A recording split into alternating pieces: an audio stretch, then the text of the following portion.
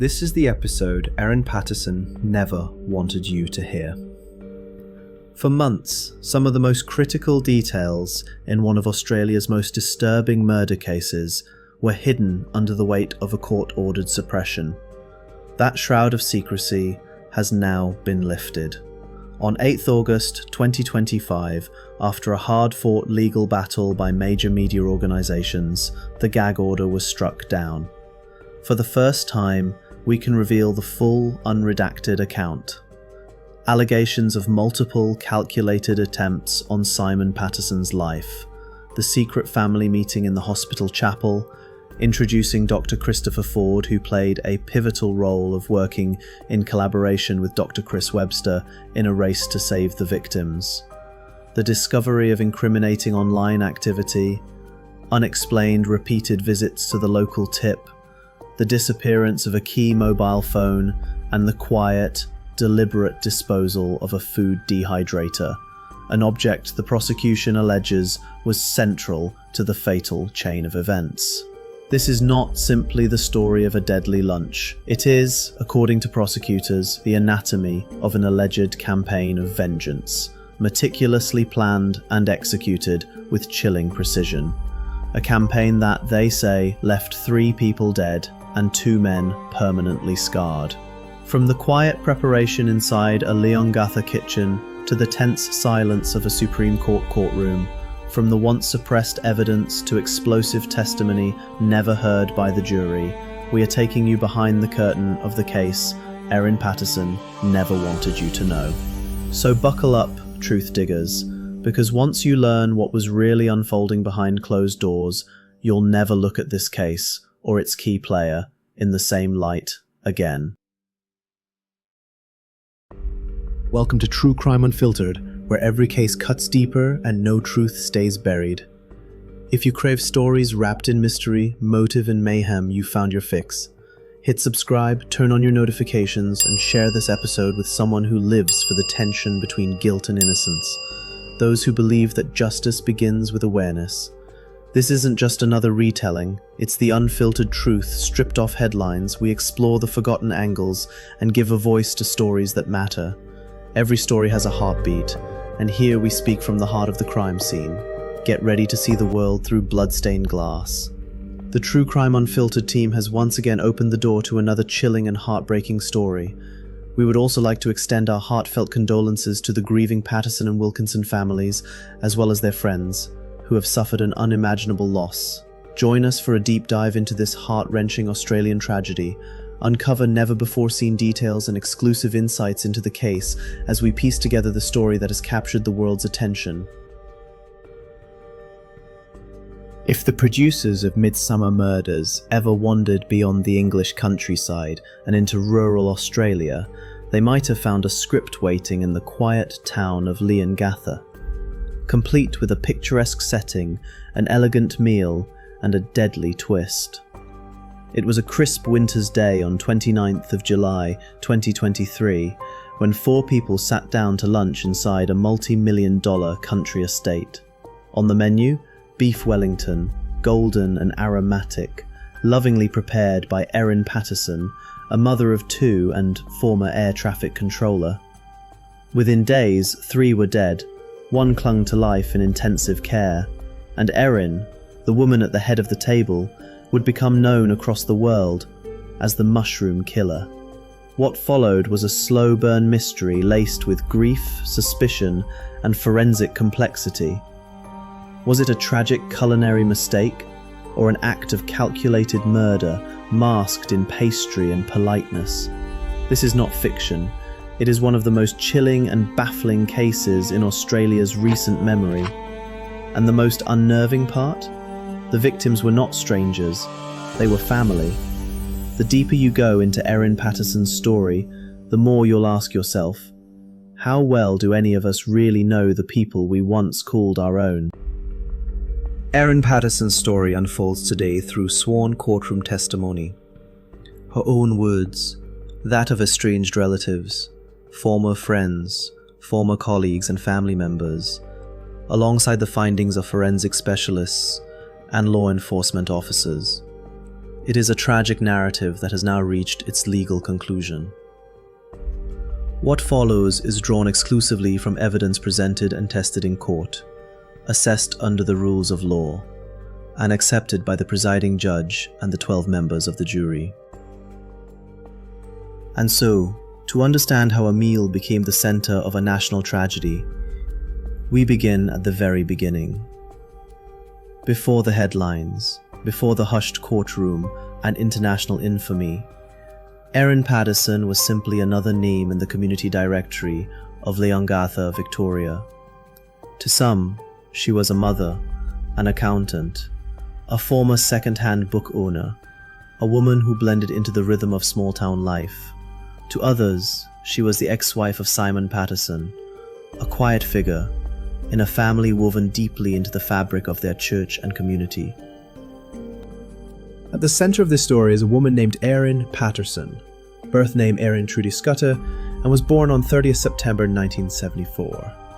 Erin Patterson grew up in Leongatha Street, Hampton, then a comfortable, if slightly less polished pocket of Melbourne's affluent sandbelt. The family's Californian bungalow placed them high on the local social scale. It was an educated household.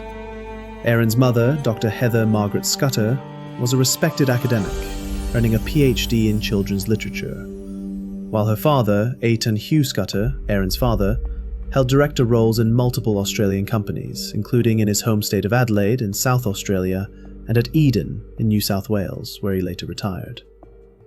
In court, Erin Patterson's troubled relationship with food was traced back to her early years in the family home she shared with her sister, Kynwyn. Patterson alleged that their mother had introduced a strict routine of weekly weigh-ins, insisting that both girls step on the scales so she could monitor any weight gain. She said that those moments left a lasting scar, fueling a deep preoccupation with body image. Patterson told the jury that as a result, she swung between extremes: hard restriction in her youth, followed later by episodes of binge eating and bulimia. She explained that her difficulties with eating patterns had persisted well into adulthood, shaping much of her sense of self and control. According to accredited reports, she reflected that her lifelong battle with low self-esteem and disordered eating began with those early experiences under her mother's watchful eye.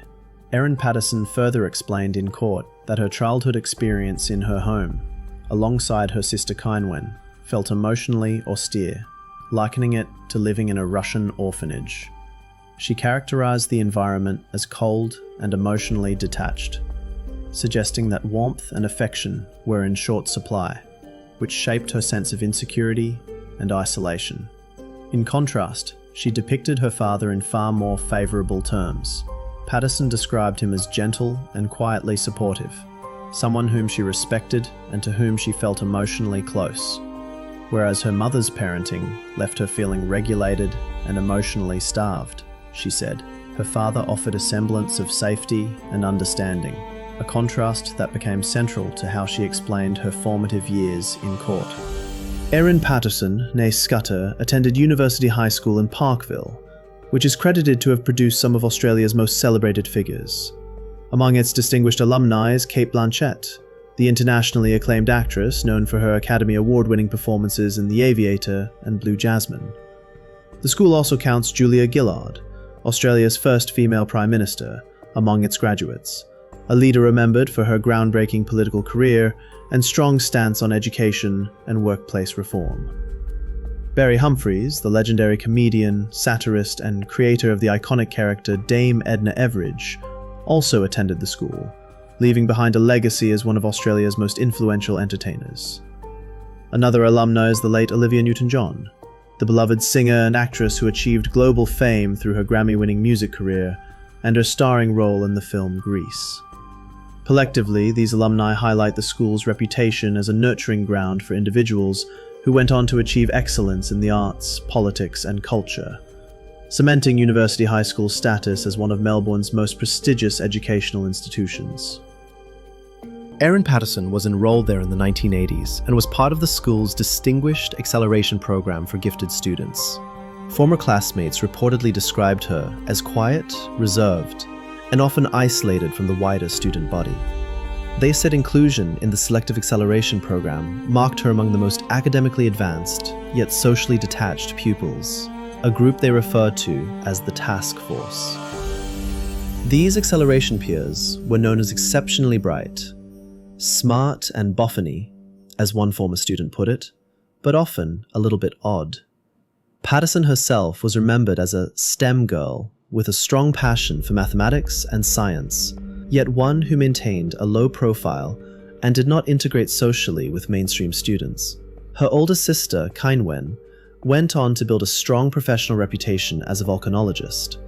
As an accomplished academic, Kynwen is a Monash University alumna whose research into the fracture behavior of volcanic glass has earned academic recognition.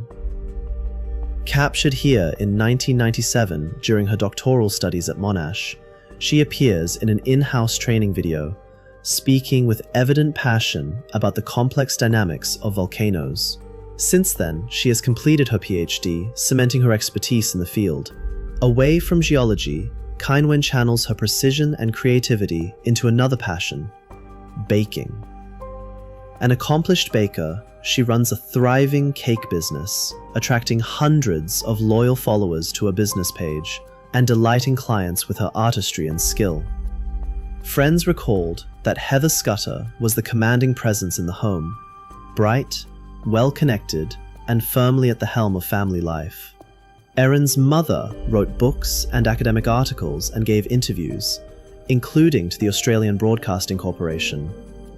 Many former colleagues remember the academic as a lovely co-worker who was dedicated to her job. The portrait Erin Patterson painted of her late mother stood in stark contrast to the recollections of family friends.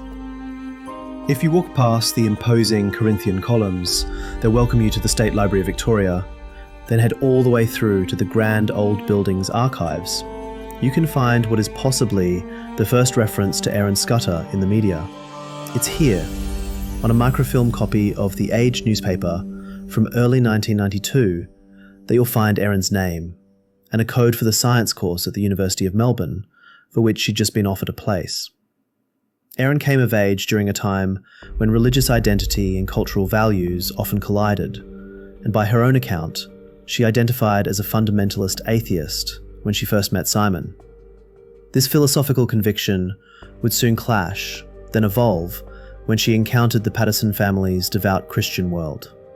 Erin's personal transformation, from outspoken atheist to converted Christian, would mirror the larger arc of her life: complex, unexpected, and, ultimately, at the centre of one of Australia's most disturbing criminal trial. According to those familiar with the family, the Scudders eventually sold their Hampton home and moved across Melbourne to the quiet eastern suburb of Glen Waverley, a relocation that gave Heather easier access to Monash University. Erin had initially accepted a place to study at the University of Melbourne in 1992, but later transferred to Monash University. She ultimately enrolled in a business and accounting program, graduating as an accountant.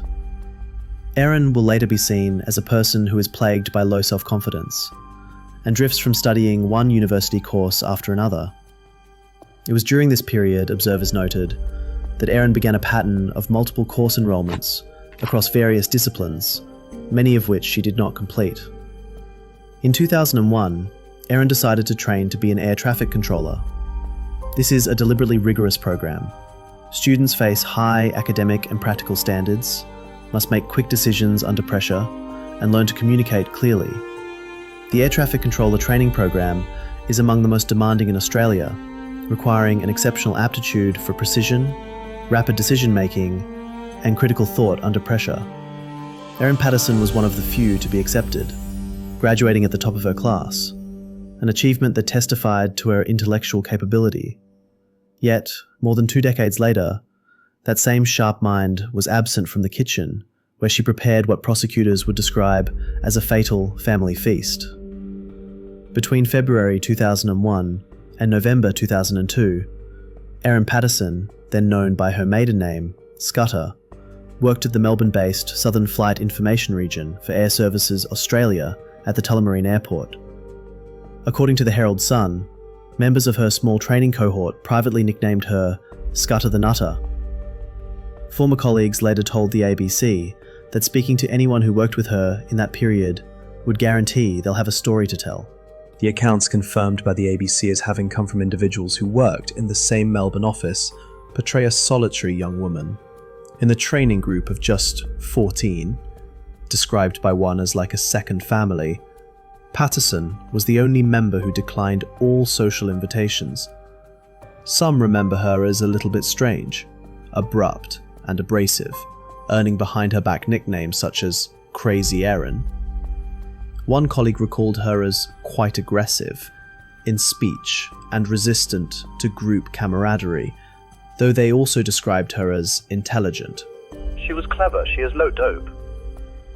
Another remembered a prank-like incident in which Patterson allegedly phoned the control centre pretending to be another worker calling in sick, later giggling as the confused colleague was questioned by management.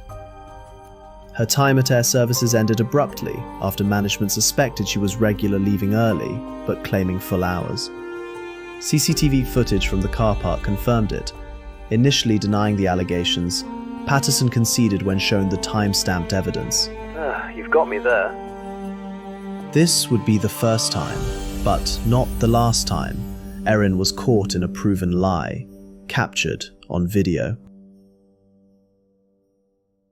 In 2004, after being fired from her role as an air traffic controller with Air Services Australia, Erin Patterson took up a position as an administration officer within the Animal Management Unit of the RSPCA at Monash City Council. It was there that she met Simon Patterson, a connection that, almost 2 decades later, would have devastating consequences for the Patterson family. Court records show that in 2004, Erin Patterson had her first encounter with police. Having only recently regained her driver's license, she was convicted of 5 serious traffic offences. These included driving under the influence of alcohol while operating an unregistered vehicle, travelling at 95 kilometers an hour in a 60 kilometer an hour zone, and, according to police, fleeing the scene. Erin Patterson told the court that she first met Simon Patterson while they were both working at the City of Monash in Melbourne's southeast in 2004, and that they began dating the following year. At the time, she identified as a committed atheist, while Simon was a practicing Christian. She said she initially tried to persuade him to adopt her views, but the reverse occurred. She embraced Christianity.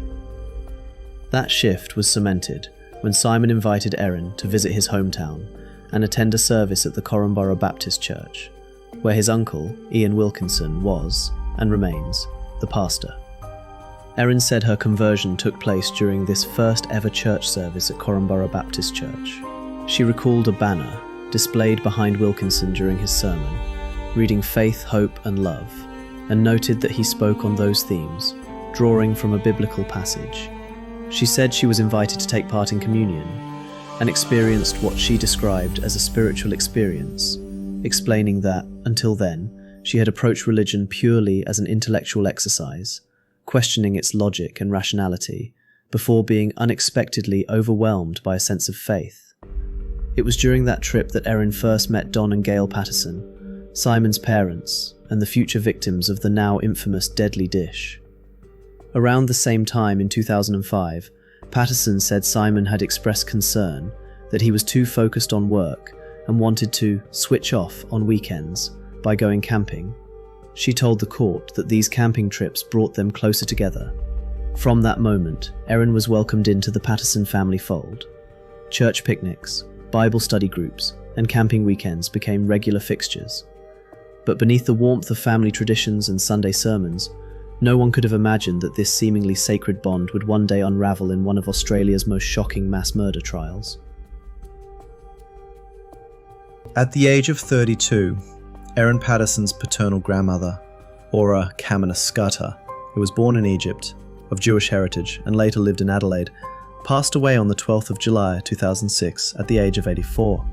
Patterson was among the beneficiaries of her grandmother's substantial estate, reportedly standing to inherit around $2 million. The estate was complex and the disbursement process took 8 years to complete. This delay was due to the need for the estate administrators to liquidate assets and then distribute funds among all beneficiaries, which included the deceased's children and grandchildren. The gradual distribution meant Patterson received the inheritance in stages rather than as a single lump sum, giving her a significant financial base in the years that followed. Erin and Simon Patterson were ready to formalize their union, not just in faith but in family. They were engaged, and soon after, married under a garden marquee, a ceremony hosted by Don and Gail Patterson in Simon's hometown of Korumburra. They married on the 2nd of June 2007 at the Korumburra Anglican Church, Erin said. We wanted Ian and Heather to be able to come and relax with guests rather than to have jobs for the day, which they would have if we'd got married at Korumburra Baptist Church, Erin said.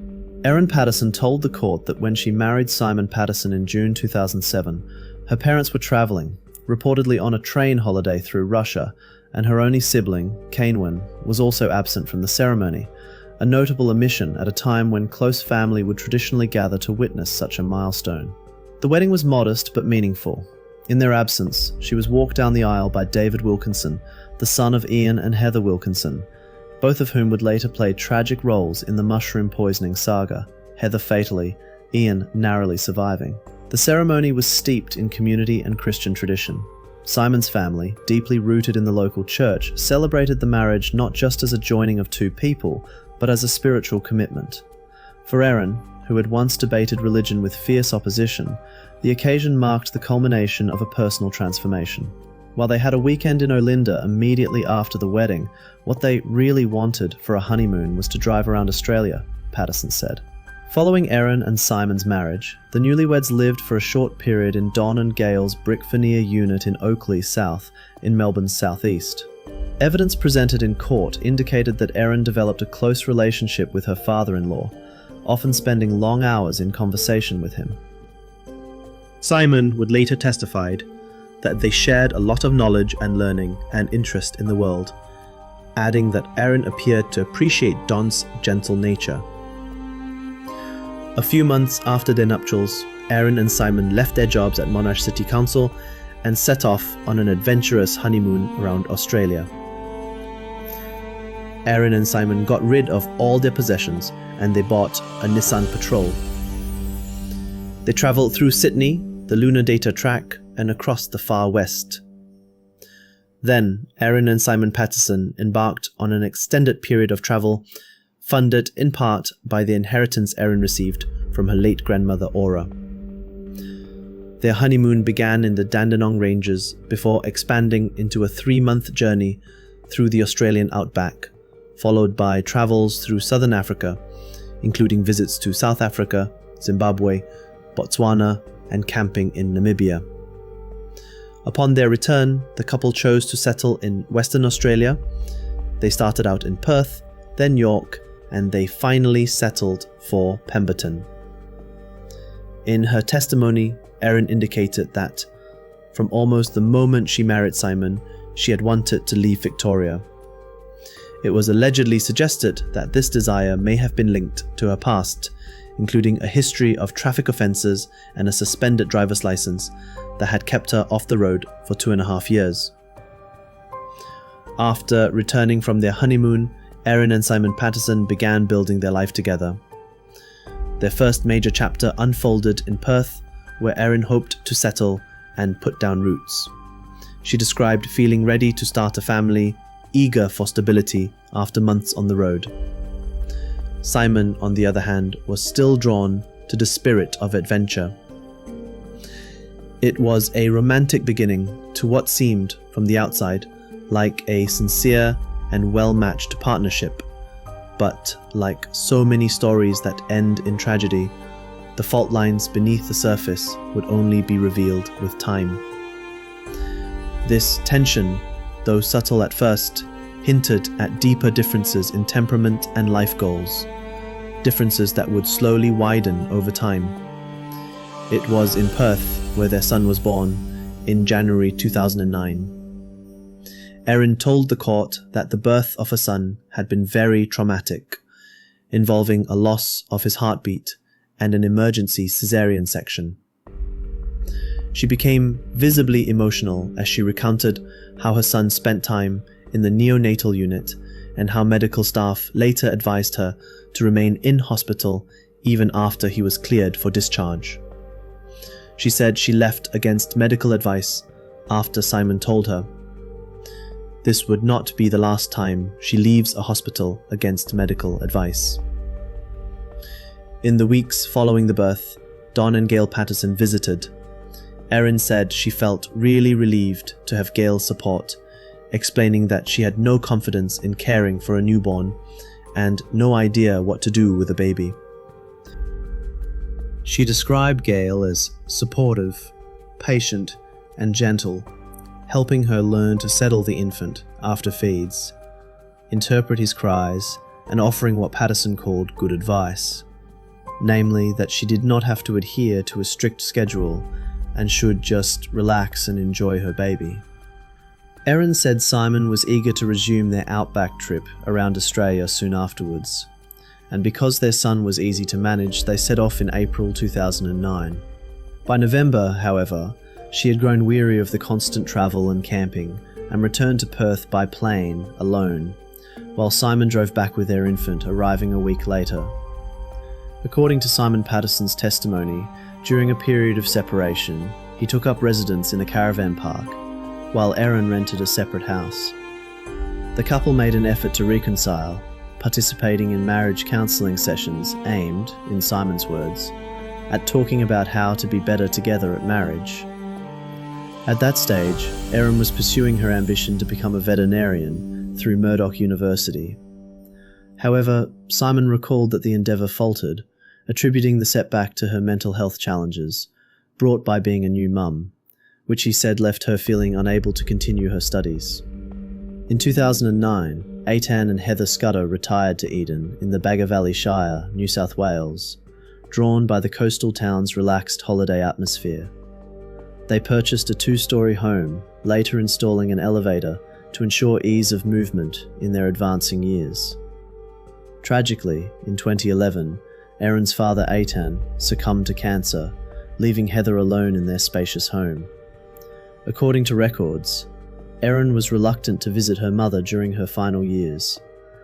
Instead, Simon Patterson, her then husband, would frequently take the children to visit their maternal grandmother in Eden, without Erin accompanying them. This period highlighted a clear emotional and physical distance between Erin and her mother, contrasting with Simon's willingness to maintain family connections, despite the marital strains that would later define their relationship. While Simon was working as a Shire engineer, Erin shifted focus and by mid-2012 was managing a bookstore in Pemberton, a town in southern Western Australia. The same year was marked by personal loss when she experienced a failed pregnancy.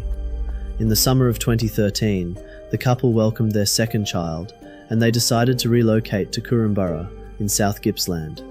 Simon Patterson stated that the decision to return to South Gippsland was driven by a desire for their children to grow up surrounded by extended family. The couple wanted their son and daughter to form strong bonds with their grandparents and numerous cousins, believing that proximity to family would foster those connections and create a supportive environment for the children's upbringing. Instead of flying back from Perth to Melbourne, the couple explained that they had chosen to drive, saying this was in keeping with their usual way of camping and enjoying nature. Along the way, the travelling family came across lots of camels, and Simon reportedly took photographs of their journey, and later posted some of them on a traveller's blog.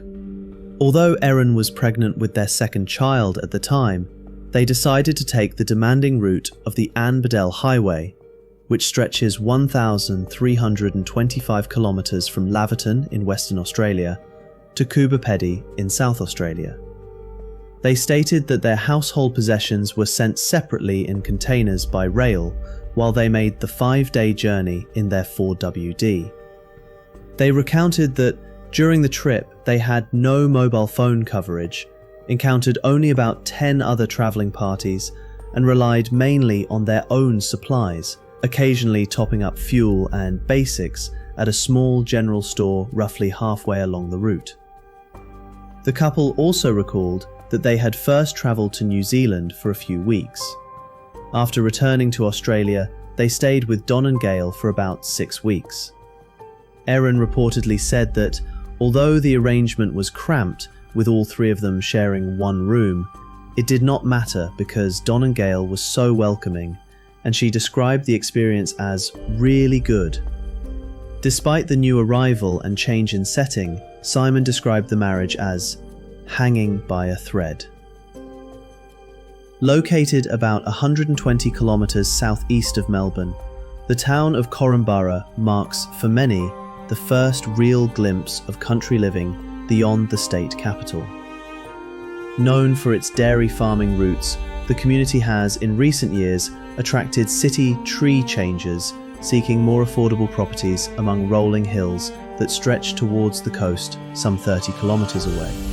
This is where Simon Patterson grew up, deeply connected to the close-knit population of around 4,700 residents.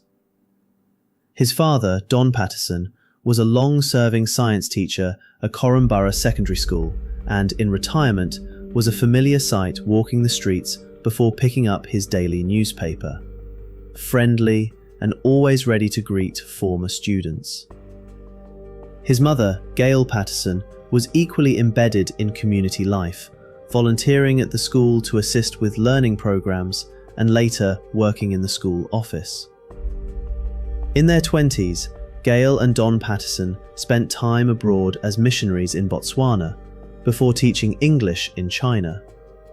Both were regarded as pillars of the Baptist Church, active participants in their local community and deeply cherished by their children and grandchildren. According to court evidence and accounts from those familiar with Erin Patterson's finances, her inheritance played a significant role in shaping her financial position over the years. Following the death of her mother, Dr. Heather Scudder, in 2019, Erin received a substantial bequest that reportedly included proceeds from the sale of family home in Eden and other assets. This was in addition to an earlier inheritance from her paternal grandmother, whose estate had already bolstered Erin's financial independence. These inheritances enabled her to make sizable property purchases and to extend financial assistance to others. Evidence presented during the trial indicated that Erin provided interest-free home loans to Simon Patterson's 3 siblings to help them secure homes, and she also funded extended holidays early in the marriage. She was able to buy multiple properties outright or with minimal borrowing, among them a Nason Street Korumburra home in her name, a Mount Waverley villa purchased in 2019 for around $1 million, and later the Leongatha property where the fatal lunch was held. Don and Gail stepped down from being the editors of the local newsletter called The Borough, a role Erin took over from her in-laws Don and Gail. Erin became increasingly active within the Korumburra community, a presence remembered by Sid White, president of the Korumburra Community Development and Action Group, as that of an efficient, if occasionally terse, collaborator. The two worked together as co-editors of The Borough Flyer, a 48-page publication combining advertorials and promotions for the local area. White later remarked that she was fully capable of producing the booklet, and that his own dealings with her were without issue. A local businessman who had also interacted with Erin described her as intelligent, witty, and focused. With her background as an accountant, she understood negotiation and financial strategy, but she was not regarded as miserly. Although she had separated from Simon in 2015, she still included his name on the title. In subsequent years, Simon's name was also placed on the title of Erin's Leongatha home, a decision that was noted in court to have been later reversed, despite the fact that their personal relationship appeared to be definitively over. This ongoing intertwining of assets underscored both Erin's complex financial dealings and the blurred lines that remained between her and her former spouse. This pattern of property dealings, underpinned by inherited wealth, gave her considerable liquidity, which she retained even as her marriage faltered. During this period of marital acrimony, Simon Patterson was said to have expressed a deep sense of disappointment. He reportedly maintained that he had always wanted to preserve a strong and enduring marriage, believing it important to provide a stable family environment in which to raise their children. While Simon made repeated efforts over several years to keep the relationship intact for the benefit of the children, Erin appeared to seek more from the partnership, specifically greater assistance with childcare and household responsibilities. Financial strain was not considered a factor for Erin, as she had inherited an estimated $3 million or more from 2 separate estates. Despite her past generosity in using part of this wealth to support Simon's family and others, she was said to have developed resentment and frustration over what she perceived as Simon's insufficient contribution. In 2015, Erin and Simon had appeared to all to have been an amicable separation. They didn't involve any lawyers and reached a financial agreement where all of Erin's inheritance was split in half. However, on paper, they remained married and did not file for divorce. Erin moved into the Nason Street property and had full custody of their 2 children. The Nason Street property is the one that had what is now known as the Death Wall, the painter who was later hired to prepare the house for new buyers, as she was now moving into her forever home in Leongatha. This is what the painter had to say.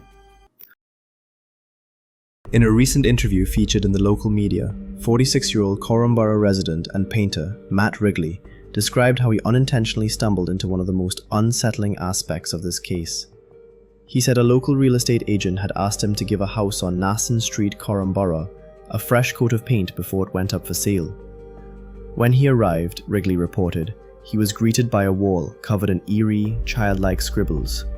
Tombstones, ominous warnings like, "You don't have long to live," "Rest in peace, Grandma," and even, "You're dead from my sword." Wrigley told the media that even after painting multiple coats, the drawings remained deeply embedded in his mind.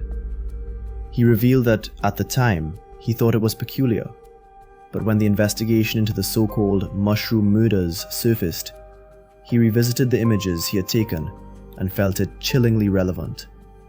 He later spoke with homicide detectives about what he had seen. What seemed like childish graffiti now reads like a dark prelude to the tragedy that would devastate the Patterson and Wilkinson families.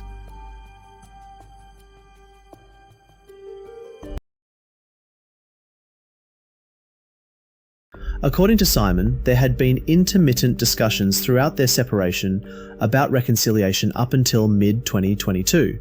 However, these ceased when Erin allegedly discovered that he had declared himself separated on his tax return, a detail she reportedly feared could negatively impact their financial and taxation arrangements. The court later heard that tensions were further heightened by disputes over formal child support, which Erin was now asking for as a result of Simon's submitted tax documents. According to documents provided in court, Simon had been directed by Services Australia to pay $38 per month to cover 2 children who were enrolled in a private school, to Erin's dismay. Disagreements arose over expenses outside this arrangement. One such dispute involved a $360 anaesthetist bill for their son, which Simon declined to pay, explaining in a written message on 22nd of November 2022 that the Department of Human Services had instructed him not to make any additional payments directly to Erin for the children. Erin had urged him to cover the bill, noting she had already paid the surgeon's out-of-pocket fee. By this stage, Erin reportedly became concerned that her deteriorating relationship with Simon was creating a distance between herself and his family. She was said to have asked Simon's parents, Don and Gail Patterson, via a family group message on Signal, to step in and help mediate. Despite criticism she had directed at her in-laws, in Facebook messages later presented in court, it was noted that outside of her children and online acquaintances, Simon's family comprised much of her personal support network. In court, the prosecution presented a series of Facebook messages authored by Erin, which they characterized as scathing in tone. According to the evidence, these communications, addressed to her online friends, contained sharp criticisms and disparaging remarks, offering the jury an unfiltered glimpse into her private sentiments toward those around her. Sources close to the investigation reported that, although Erin appeared largely isolated, after moving to her Leongatha residence, she maintained an active presence in niche online communities devoted to true crime. For years, she interacted with groups predominantly made up of women who dissected high-profile criminal cases, including the conviction of former Australian water polo player Kelly Lane for the 1996 murder of her newborn daughter, Tegan. Those familiar with her online habits noted that her presence on social media was fluid. She would create and delete accounts across various platforms, following the deaths of Gail, Don, and Heather, ultimately disappearing from Facebook entirely. Members of her online circles said she had once been an enthusiastic participant, but abruptly deactivated her account, never to return. Semi-retired social worker Jenny Hay, who first connected with Erin in 2020, recounted that Erin frequently discussed her fondness for mushrooms. She reportedly shared images of a newly purchased Sunbeam dehydrator, explaining that it was used for drying mushrooms. In one message to her group, she claimed to have been concealing powdered mushrooms in various foods, including chocolate brownies, boasting that her children were unaware. Testimony from Hay and other online associates was presented by the prosecution, portraying Erin as a figure deeply engaged with the true crime world and harboring unresolved grievances against her estranged husband. Group members described her as humorous and candid about her marital difficulties and her children, but also somewhat eccentric. Patterson herself attributed this to autism, although no formal diagnosis had been confirmed publicly, probably one of the many convenient truths Erin peddled throughout her life. According to accounts later presented in court, in the days leading up to the fatal lunch, Erin was reported to have voiced criticisms of her estranged husband, alleging that he was reluctant to spend money. Just a week before the meal, she had allegedly sought advice within her social circles on how to prepare a beef Wellington. Witness statements indicated that after serving the meal, Patterson withdrew from contact for several days. When she reappeared, she purportedly told friends that Simon Patterson had accused her of attempting to poison him in 2022. She further claimed that a member of the Patterson family had hacked into her internet connection or IP address. Sources allege that she subsequently deactivated all her accounts and erased her internet history. Following her arrest on charges relating to the deaths of 3 people, speculation intensified in both media and public discourse about her background, assets, and personal associations, with considerable focus on her relationships and the events that preceded the tragedy.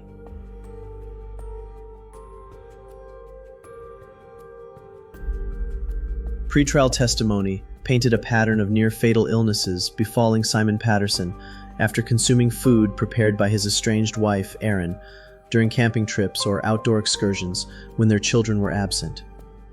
The first episode, in November 2021, occurred as the couple packed for a trip to Wilson's Promontory. Erin served Simon bolognese from a Tupperware container. By the following morning, relatives remarked on his pallor. Within hours, he was suffering severe vomiting and diarrhea, requiring hospitalization in both regional and metropolitan facilities for rehydration and kidney monitoring. He later told the court Erin had appeared attentive and supportive during this time. Months later, at her home, Simon taste-tested curry sauces Erin was developing. In May 2022, during a high-country trip to Haukwa, he ate chicken korma similar to the earlier tasting. Violent illness struck that night, culminating in emergency surgery to remove a large section of his bowel at Monash Hospital. Erin coordinated his convalescence, managing his household affairs and inviting him to recover at her Leongatha home for a month. By July 2022, Simon again fell ill after eating stew Erin had prepared, prompting another hospital admission. A further incident followed in September 2022 during a return trip to Wilson's Promontory, when sandwich wraps she supplied preceded severe vomiting, convulsions, and partial paralysis.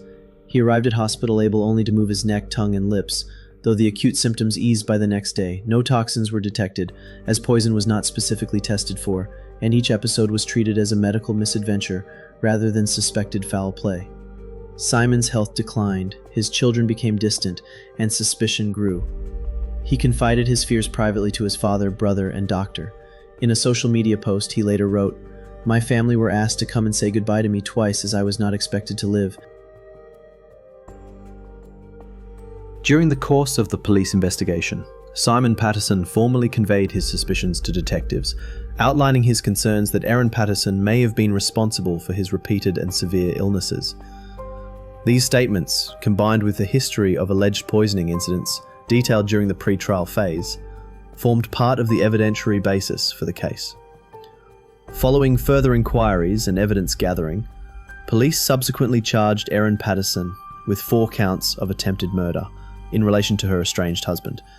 This was on top of the charges of the murder of his parents, aunt, and attempted murder of Simon's uncle.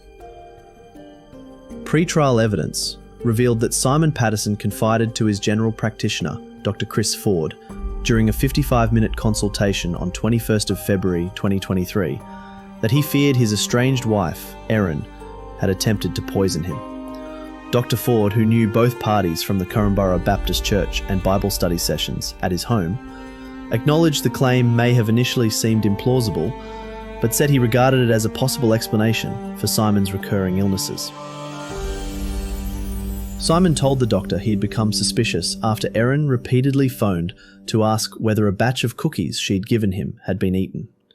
Considering this behaviour unusual, he took a small bite of one, then began researching potential toxic ingredients. He also compiled a spreadsheet documenting the circumstances of each illness. When questioned in court about the substances Simon might have investigated, Dr. Ford mentioned radiator antifreeze, but explained that, as the information arose in a medical consultation without objective evidence, he had not recorded it in his official notes. According to Dr. Ford, Simon had also voiced these suspicions to a few trusted people, including his father, Don Patterson, who had advised him against sharing the allegation more widely. The doctor recalled Simon having explored antifreeze as a possible agent, and noted that he wanted to revise his advanced care directives in case of another incident. During this visit, Simon changed his medical power of attorney, removing his estranged wife Erin and replaced her with his father, Don Patterson, and his brother Matthew Patterson. Dr. Ford later discreetly raised the matter with Don Patterson at the Corumburra Church in what he described as a coded conversation, mindful of the sensitive and unverified nature of the allegations. Simon quietly told a handful of family members of his fears, including his parents and his sister, Miss Terrington. The prosecution sought to have the charges relating to Simon Patterson included in the trial, arguing that the allegations formed part of a broader pattern of conduct. However, Justice Philip Priest ultimately ruled against their inclusion. He determined that the available evidence in relation to Simon was insufficient to meet the required legal threshold, and that admitting those charges could unfairly prejudice the jury. The judge noted that, unlike the case involving Don and Gail Patterson, where there was objective evidence of poisoning, the allegations concerning Simon lacked definitive forensic proof, making it inappropriate to proceed with those counts, alongside the primary case. It appeared evident that Simon Patterson had long harboured concerns about the person Erin had become, and the extent of what she might be capable of doing. His repeated illnesses, the private suspicions he voiced to his father, brother and GP, and his careful documentation of the events painted a picture of a man who, while lacking definitive proof, had grown increasingly wary. The pattern of incidents, coupled with his research into potential poisons and his wish to alter his advanced care directives, underscored a deep-seated belief that Erin posed a serious risk to his safety. In the 2 years preceding the fatal family lunch on 29 July 2023, Erin Patterson's relationship with her in-laws had markedly deteriorated. Court testimony from her brother-in-law, Matthew Patterson, indicated that she had missed several family gatherings and, when she did attend, her visits were brief. During her own testimony, Patterson alleged feeling slighted after receiving what she described as a belated invitation to her mother-in-law Gail's 70th birthday celebration in or around May 2023. This perceived snub, she claimed, added to a growing sense of exclusion. In parallel, Patterson had shared a series of social media posts with her online friends in which she criticised both her estranged husband and her in-laws. These messages, later tendered in court, contributed to the prosecution's portrayal of an already fractured family dynamic in the months leading up to the deadly lunch. On 16th July 2023, after the church service at the Corumburra Baptist Church, Erin Patterson extended a lunch invitation to Heather Wilkinson and Gail Patterson, delivering it with marked enthusiasm. The proposed gathering was scheduled for 12:30 p.m. on 29 July 2023 at her Leongatha home. In the weeks leading up to the invitation, Patterson had exchanged text messages with Gail in which she claimed to have undergone recent medical tests, hinting at a cancer scare she wished to discuss further when they meet next. This added an element of urgency and personal significance to the meeting. Although Heather Wilkinson and her husband, Pastor Ian Wilkinson, did not have a close relationship with Patterson, regarding her more as an acquaintance, Heather reportedly felt excited about the possibility of strengthening ties. Heather viewed the lunch as an opportunity to improve relations and foster a more meaningful connection with Erin. Simon Patterson had also been invited to the lunch, but declined, sending Erin a text message on the eve of the event to say he felt uncomfortable and would not attend. By that stage, he was already cautious about consuming any food prepared by his former partner. What he could not have foreseen was that Erin's acrimony toward him might be redirected toward 4 of his closest loved ones, individuals who, in this scenario, were innocent bystanders and had shown her nothing but acceptance and affection. In reply to Simon's withdrawal, Erin expressed disappointment, saying she had gone to considerable effort and may not be able to host a lunch like this again for some time, a comment that in hindsight would stand as one of the more chilling understatements in modern Australian true crime history. In court, Erin Patterson recounted that her mother would traditionally prepare beef Wellington for important occasions, and she had decided to attempt the dish herself using a recipe from Tin Eats cookbook. She said she made several modifications, explaining that she could not source the tenderloin recommended in the recipe, and instead used individual steaks. She omitted prosciutto, as her father-in-law Don did not eat pork, and replaced the suggested crepe layer with phyllo pastry. According to her testimony, she began by frying garlic and shallots for the mushroom duxelle, then added mushrooms purchased from Woolworths.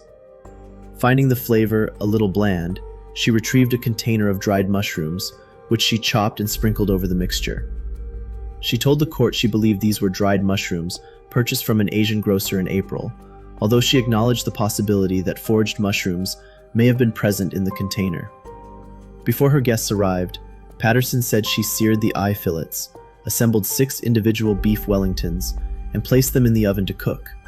The 4 lunch guests drove in one car from Corumbra to Leongatha, a journey so short in the depths of winter that the car barely had time to warm up. Along the way, their main curiosity was what Erin wanted to discuss. Ian, the sole survivor of the meal, recalled arriving punctually at 12:30 p.m.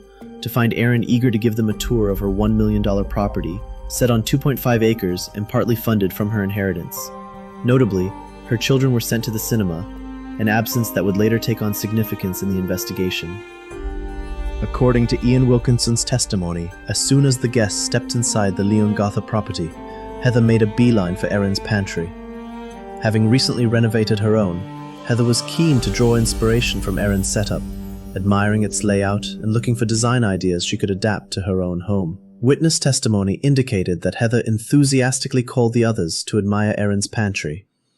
However, observers noted that Erin appeared uncomfortable, possibly because the pantry was untidy. As a result, Dawn and Ian chose not to join Heather, remaining in the lounge area house.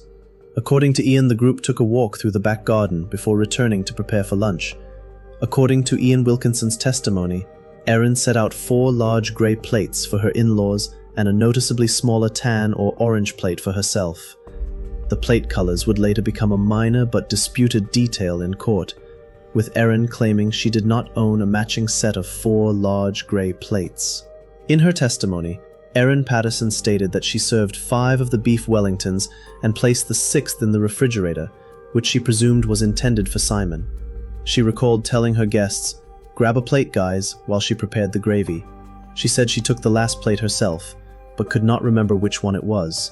Patterson testified that both Gail and Heather offered to assist her in plating the meals, but she declined, saying something along the lines of, "No, it's fine.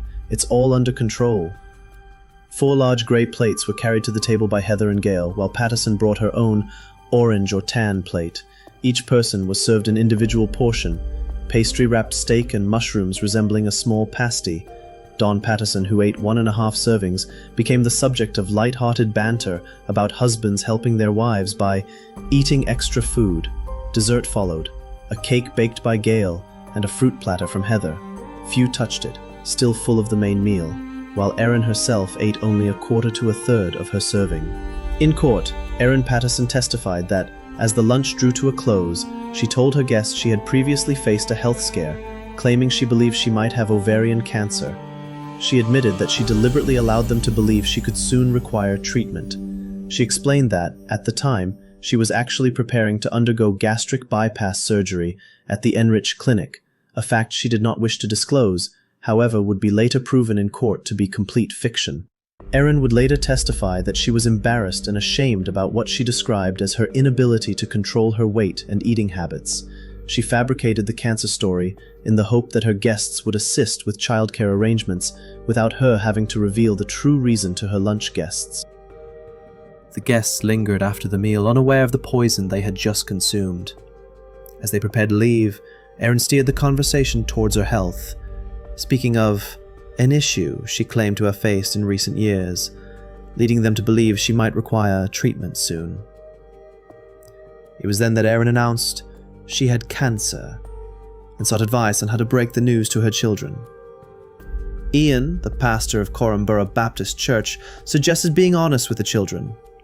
Her lunch guests gathered to pray for her recovery, their hands clasped in compassion. Ian asked for God's blessing, for a curative treatment, and wisdom for Erin as she faced her children. Erin told the court she regretted misleading them, acknowledging that she shouldn't have lied. Erin added that her children were deliberately absent from the gathering because she believed it would make it easier to discuss her supposed medical issues.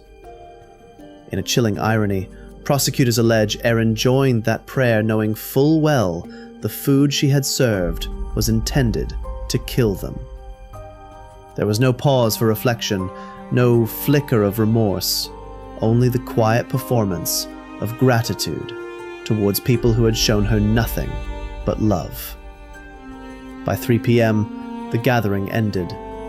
Ian Wilkinson left for an appointment with the church treasurer, while Dawn and Gail Patterson drove away, oblivious that the lunch they had shared would soon become a deadly turning point. Prosecutor Dr. Nanette Rogers, SC, questioned the veracity of the claim of having confirmed plans for gastric bypass during the trial, pointing out that the clinic did not offer gastric bypass or sleeve procedures, only cosmetic services. Patterson ultimately conceded that she had been mistaken about the services the clinic provided. Erin told the court she cleaned her kitchen after the guests left, then turned to dessert. She admitted eating multiple slices of the leftover orange cake, eventually consuming the remaining 2/3, before making herself vomit, citing a lifelong struggle with binge eating and bulimia. By that evening, she said she was experiencing severe diarrhea, returning to the bathroom every 20 minutes or so between 10 p.m. and midnight. Meanwhile, in Corumburra, the Wilkinsons and the Pattersons were enjoying a quiet Saturday evening in their respective homes, the day winding down into a still winter's night. Just before midnight, they had each spoken with friends and family on the phone. None of their callers detected the faintest hint of trouble, no complaints of nausea, no warning of what was to come. In the Wilkinson household, Ian had just completed the finishing touches on his sermon for the congregation. With his notes in order, he was ready to turn in for the night, unaware that the hours ahead would bring unimaginable catastrophe.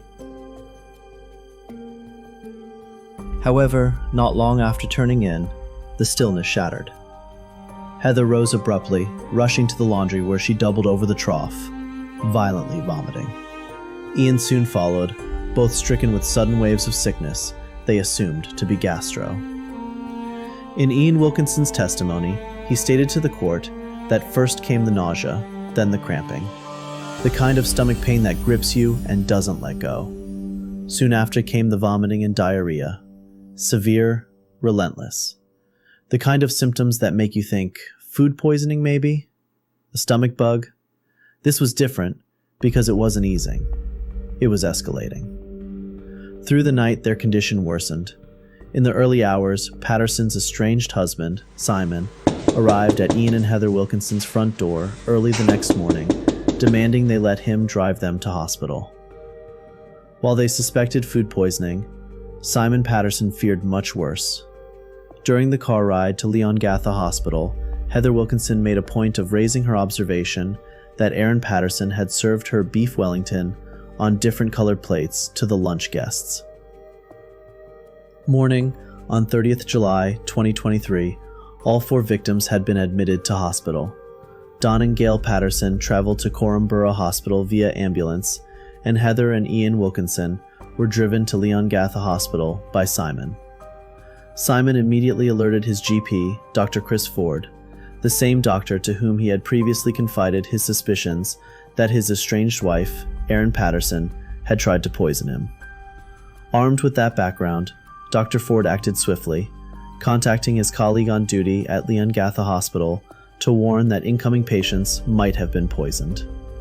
The doctors exchanged urgent text messages, and Dr. Chris Webster, forewarned, remained on high alert as he treated Heather and Ian upon their arrival.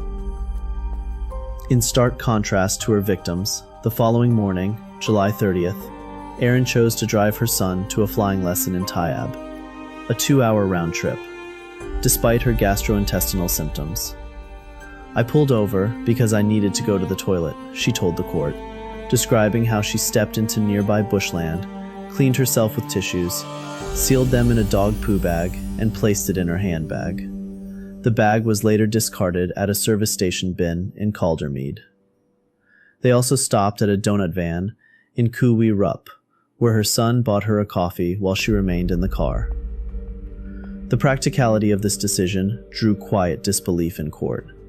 Why, observers wondered, would anyone suffering an overactive bowel embark on a lengthy, non-urgent trip through semi-rural roads, particularly while dressed in white cotton pants, a choice that offered no margin for mishap.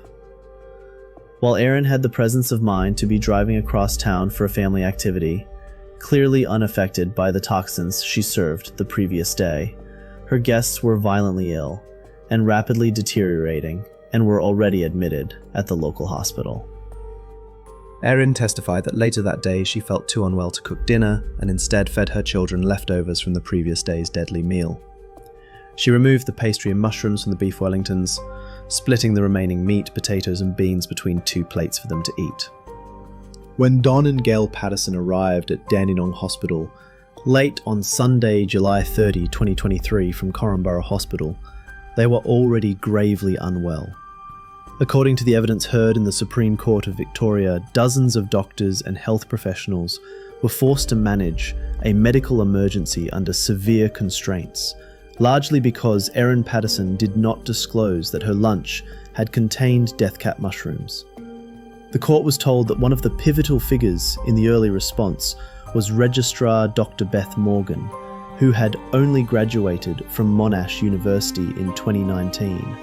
She began her shift at Dandenong Hospital at 9:30 p.m. on Sunday, July 30, 2023, just hours after Don and Gail Patterson were transferred there from Corumburra Hospital following violent bouts of vomiting and diarrhea.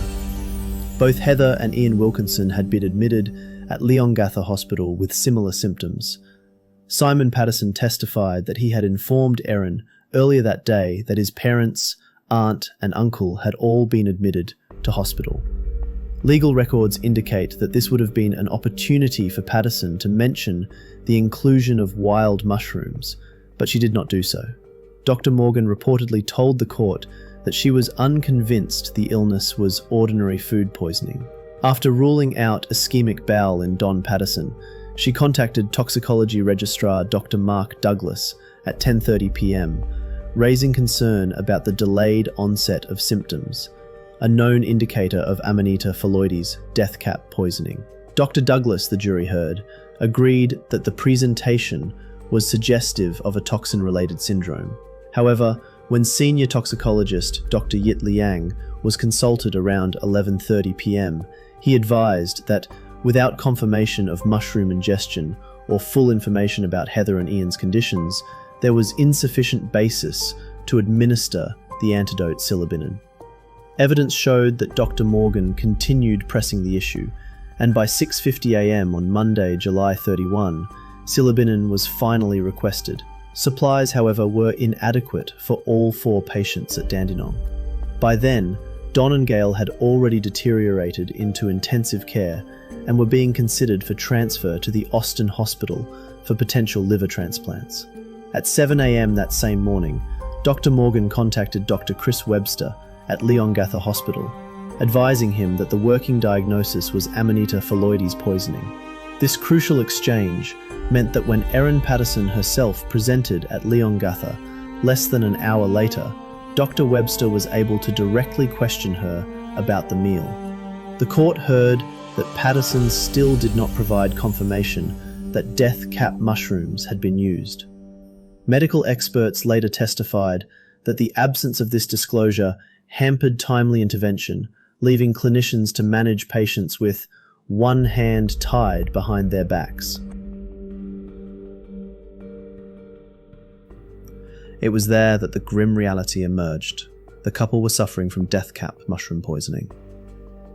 Within hours, Heather and Ian Wilkinson were transferred to Dandenong Hospital in Melbourne, the first step in a desperate fight for their lives.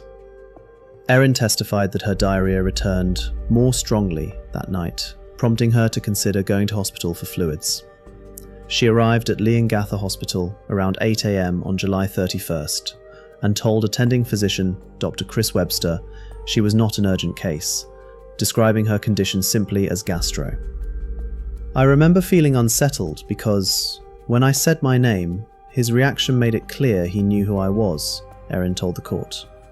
According to Erin, Dr. Webster expressed concern she may have been exposed to death cap mushrooms, a suggestion she described as both shocking and confusing. Erin said she could not fathom how such mushrooms could have made their way into the meal. She told the jury Dr. Webster recommended medication and an urgent transfer to Melbourne by ambulance, a prospect that made her feel anxious. The Leongatha hospital staff pleaded with her to stay and receive the urgent medical assistance she required. However, she strongly declined and discharged herself against medical advice, and signed the discharge forms and left the hospital in a haste, as seen in the CCTV provided by the hospital to the police. Erin admitted she left the hospital within minutes, saying she needed to pack her daughter's ballet bag and secure her lambs in a shelter, before returning an hour and a half later at 9:48 a.m. Erin took 90 minutes to return to Leongatha Hospital, later telling the court she had gone home and even taken a nap, despite being warned she may have consumed deadly death cap mushrooms and her life was in grave danger. She also declined to bring her children for assessment, claiming she did not want to frighten them. Dr. Chris Webster, stunned by her decision, warned her bluntly that the children were better off being saved with medical treatment than dead due to lack of medical attention. In her testimony, Ms. Patterson told the court she was transferred to Monash Medical Centre on the 1st of August 2023. Paramedics later described her demeanour during the journey as upbeat and talkative, showing no visible signs of illness.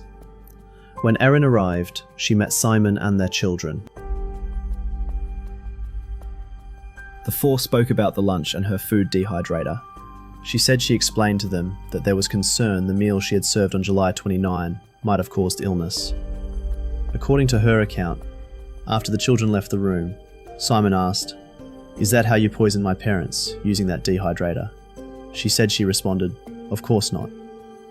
Patterson told the jury that his question made her reconsider the lunch, prompting her to wonder whether any foraged mushrooms she had previously dehydrated had been mixed with the dried mushrooms she purchased from an Asian grocer. She said Simon appeared to believe the act was intentional, which made her really scared.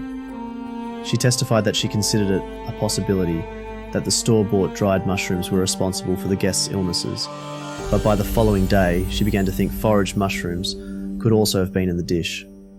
During the trial, Erin Patterson admitted that she had disposed of the dehydrator at the local tip, telling the court she was afraid of the conversations that might arise about the meal and feared that people would blame her for making everyone sick. By the 2nd of August 2023, the 4 victims were moved to the Austin Hospital in a grave state and on life support.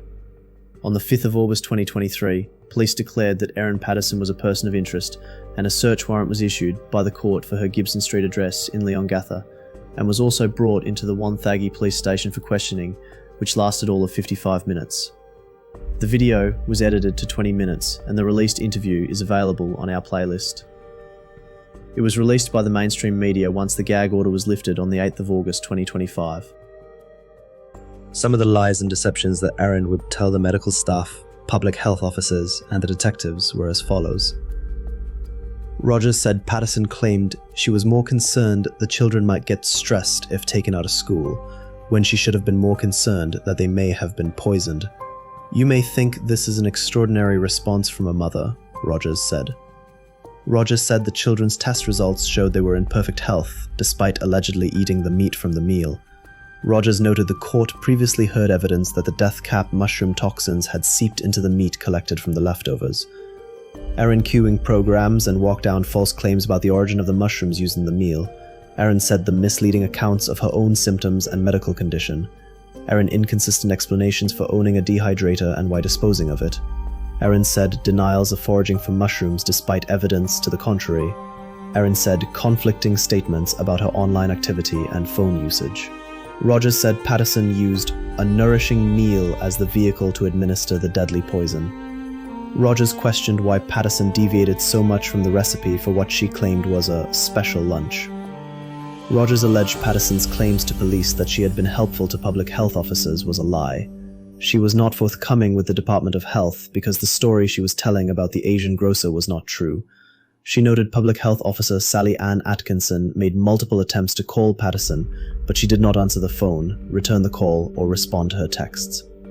The accused was so unresponsive that Ms. Atkinson enlisted the help of the child protection worker. Rogers alleged Patterson was cooperative in helping police recover the beef Wellington leftovers from her house because she had no choice. To have refused permission would have immediately looked suspicious, Rogers said. Rogers said in her interview with detectives, Patterson made it sound as though she was the one who suggested the collection of the leftovers, but other testimony provided in court showed that was not the case. Rogers said prosecution will allege the fourth deception could be broken into 4 components: lying about her children eating the meal, lying about the mushrooms used in the beef Wellington, dumping the dehydrator, concealing her usual phone from police. These shifting narratives, prosecutors argued, were designed to deflect suspicion, obscure the true sequence of events, and hinder the investigation into the deaths and serious illnesses that followed the lunch. On 2nd August 2023, Simon gathered the Patterson and Wilkinson siblings to reveal his suspicions about Erin. On the night of Wednesday, August 2, just days after the fatal lunch, members of the Patterson and Wilkinson families gathered in the chapel at Melbourne's Austin Hospital. The atmosphere was heavy with grief. Simon Patterson took the lead in the conversation, speaking candidly to the assembled relatives.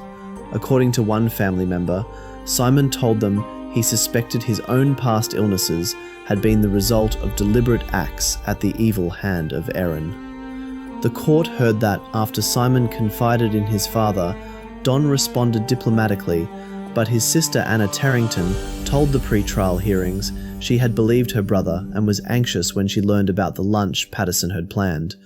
Miss Terrington called her parents the night before to warn them. Dad said, "No, we'll be okay," she said. 5 days later, she gathered in a Melbourne hospital chapel alongside her brother and other worried relatives.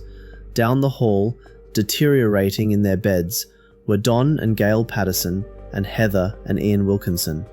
Those who were present later described the moment as deeply emotional. Simon, who had long been wary of Erin, now stood before relatives, confronting the devastating loss of his parents, Don and Gail, and the critical condition of Heather Wilkinson. His words carried both sorrow and a quiet resolve, setting the tone for a family now united by tragedy, but divided by suspicion. The very next day, Simon followed up with an email to family members, attaching his medical records as supporting evidence of his concerns. Ordinarily, the private medical histories of patients would remain confidential, but in the Supreme Court trial at Morwell, the clinical records of Don and Gail Patterson and Heather and Ian Wilkinson were made public as part of the prosecution's evidence. Professor Stephen Warrilow, Director of Intensive Care at Austin Health, detailed their conditions and treatment after consuming death cap mushrooms at Erin Patterson's home in Leongatha. Don Patterson was the first to arrive on July 31, 2023 at 2:30 p.m, transferred from Dandenong Hospital in critical condition with acute liver failure, bloody vomiting and profuse diarrhea. He was placed in an induced coma and intubated. Gail Patterson arrived later the same day at 8 p.m, also in multiple organ failure, and was similarly intubated. Heather Wilkinson was admitted on August 1 at 1:30 p.m, critically ill with multiple organ failure. She was deemed too unwell for a liver transplant. Ian Wilkinson was the last to arrive at 4:25 p.m. on August 1, also suffering acute liver failure and requiring mechanical ventilation. Professor Warrilow explained the difficulty of treating Amanita mushroom poisoning. The toxin recirculates inside the body, continuing to damage the liver even after ingestion. Treatments included multi-dose activated charcoal and intravenous silibinin to interrupt toxin recycling. Despite these interventions, all 4 patients experienced rapid organ deterioration. Don Patterson underwent a liver transplant on August 4, but his condition worsened. He died on August 5, 2023 at 11:30 p.m. from multiple organ failure. Gail Patterson deteriorated rapidly. She was considered too sick for a transplant and was found to have gut ischemia, loss of blood supply to the bowel. She died on August 4, 2023 at 5:55 p.m. Heather Wilkinson followed a similar course, declining more quickly than her sister. She died in the early hours of August 4 at 2:05 a.m. Ian Wilkinson survived. Though critically ill and placed on mechanical ventilation, he began to slowly improve after August 5th. His breathing tube was removed on August 14th. He was discharged from ICU on August 21 and later moved to rehabilitation on September 11, 2023. For Ian Wilkinson, who sat in the public gallery during testimony, hearing the detailed accounts of his wife's, sister-in-law's and brother-in-law's suffering must have been devastating. Professor Warrilow's evidence underscored not only the gruesome progression of Amanita poisoning, but also the extraordinary medical battle fought to try and save them. As Professor Stephen Warrilow, Director of Intensive Care at Austin Health, delivered harrowing testimony about the final hours of Don and Gail Patterson and Heather Wilkinson, journalists in court noted a jarring scene. According to multiple reports, Erin Patterson was observed leaning forward, laughing and sharing jokes with prison officers seated nearby. This behaviour stood in stark contrast to the sombre atmosphere inside the courtroom, where the intensive care specialist outlined in graphic medical detail how each victim's body shut down after consuming the fatal lunch.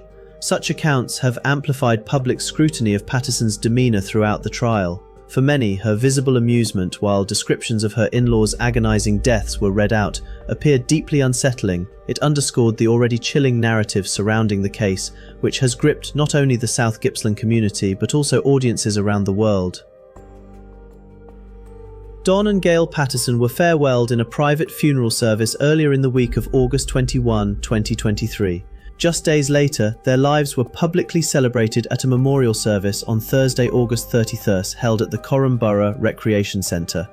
According to The Age, more than 300 members of the Corumburra community braved the steady rain to pay their respects to the couple whose lives had been so deeply intertwined with the town.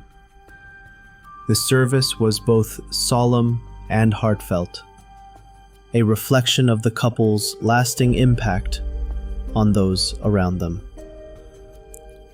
At the time of their deaths, Don and Gail were only weeks away from marking their 50th wedding anniversary, a milestone that friends and family said made the tragedy all the more devastating. Heather Wilkinson's memorial service was delayed because her husband Ian remained in a critical condition at the Austin hospital. The community had to wait until Ian had stabilized enough to attend and participate. His survival was deeply intertwined with the timing of Heather's farewell, a decision made out of respect for him and their family. Ultimately, a heartfelt memorial service was held for Heather Allison Wilkinson of Corumburra on Wednesday, October 4, 2023, at 11 a.m. in the Korumburra Indoor Recreation Center. Loved ones and community members gathered to honor a woman described as a beloved wife, daughter, sister, mum, favorite mother-in-law, grandma, and friend. This delay added a poignant layer to the tragedy. Heather could not be farewelled until the man who had shared her life and barely survived the same meal had recovered enough to stand beside their children, family, and community.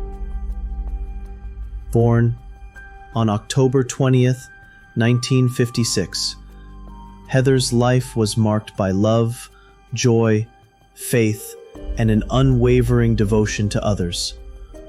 Until her untimely passing on August 4, 2023, she poured herself into her family, church, and community, leaving behind a legacy defined by care and compassion. Ian Wilkinson, pastor of the Korumburra Baptist Church, for more than 26 years, has been a pillar of faith and service in his community. His ministry touched countless lives, offering guidance, comfort, and stability to generations of parishioners. He first met Heather in 1976, and their bond quickly deepened into a lifelong partnership. 3 years later, they were married, a union built on shared faith, compassion, and a devotion to family. Together, they raised 4 children, building a home defined by warmth, service, and enduring love. Their story is not only one of faith and resilience, but also of an inseparable partnership that endured both the joys of life and the tragedy that struck their family in 2023. The Wilkinsons' family's tribute, shared on their My Cause fundraising page, expressed profound gratitude to the health professionals who cared for Heather in her final days. In her honor, they encouraged donations to extend healthcare access to those in need across the globe, ensuring that Heather's spirit of generosity continues to reach lives far beyond her own community. Those who knew Heather remembered her as a woman of warmth and quiet strength, whose concern for others transcended her own struggles. Her life's example now stands as both an inspiration and a call to live with kindness and service at the heart of all we do. On the 2nd November 2023, Erin Patterson was formally charged with multiple counts of attempted murder. These charges included allegations that she had tried to kill her husband by inviting him to the fatal July 2023 lunch, as well as in 3 earlier suspected food poisoning incidents. In November 2021, in May 2022 at Haukwa in Victoria's High Country, and in September 2022 at Wilson's Promontory. Erin Patterson was arrested on the 2nd November 2023 and has never walked free since. Denied bail, she has remained in custody as her case moved through the courts, her name etched into one of Australia's darkest criminal sagas. Prison insiders told news.com.au that some of the state's most notorious women, now including the so-called mushroom cook, live in conditions likened to North Korea, marked by rigid control, surveillance, and isolation. Patterson occupies cell 29 inside the Murray unit at Melbourne's maximum security women's prison, Victoria's largest facility for female offenders. Here, she is housed alongside some of the state's most dangerous and reviled inmates. Among them are disgraced school principal and convicted pedophile Malka Leifer, child kidnapper Kerry Whelan's tormentor, and Judy Moran, the matriarch of Melbourne's infamous Moran crime family. Now Erin Patterson is part of this exclusive and infamous club, a stark fall from her quiet life in Leongatha to being counted among Victoria's most feared women. The timeline helps frame Erin Patterson's case for listeners, showing just how calculated and drawn out the events were, all leading to what prosecutors allege was an act of revenge served under the guise of a special family lunch. February 12 to 15. Erin allegedly starts using two mobile phones, known as Phone A and Phone B, using a SIM card with the number ending with 783. March 24. Erin is told she has tested negative for cervical cancer after a self-administered screening test. April 18.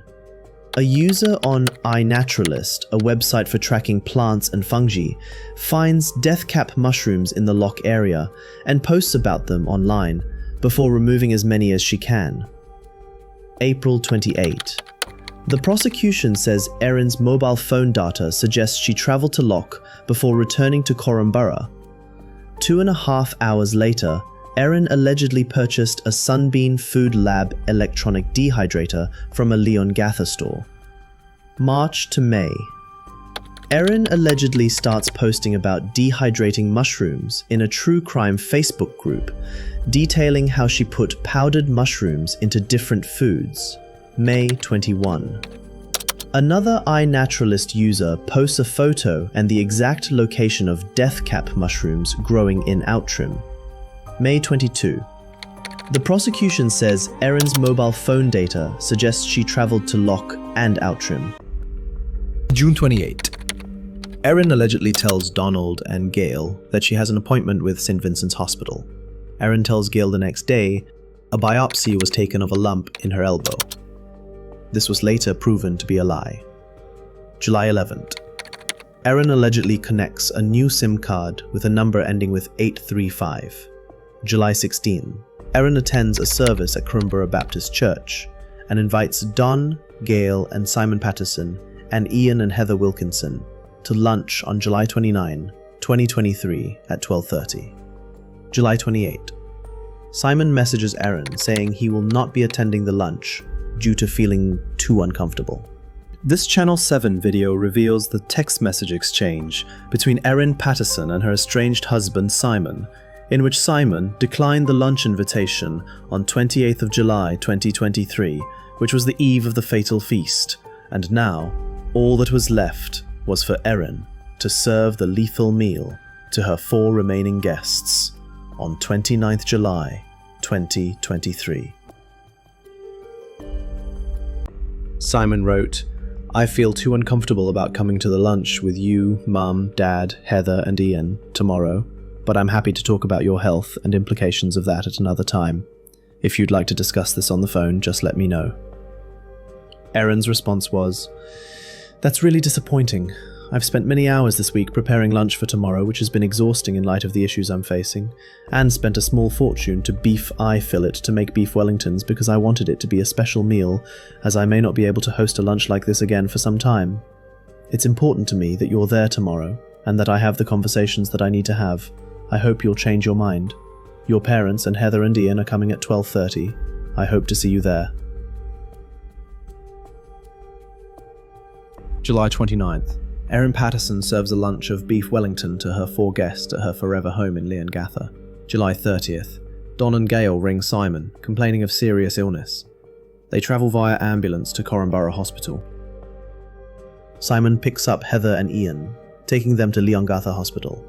Erin allegedly tells one of her children she feels unwell and spends the day running errands with her children before serving them a meal she says is leftovers from the lunch. July 31st. Doctors at Leongatha and Dandenong Hospital confer about the poisonings. Don, Gail, Heather and Ian are transferred to the Austin Hospital in Melbourne. Erin drops her children to school, then texts Simon and asks him to take her to hospital, but he tells her to get there herself. Erin presents to Leongatha Hospital around 8 a.m, but allegedly declines a full examination and checks herself out. Over the next hour, her phone is recorded connecting to mobile phone networks towers in Leongatha, Kunwara and Outram. Erin returns to the hospital around 9:48 a.m. She is transferred to Monash Medical Centre and meets Simon and her children there.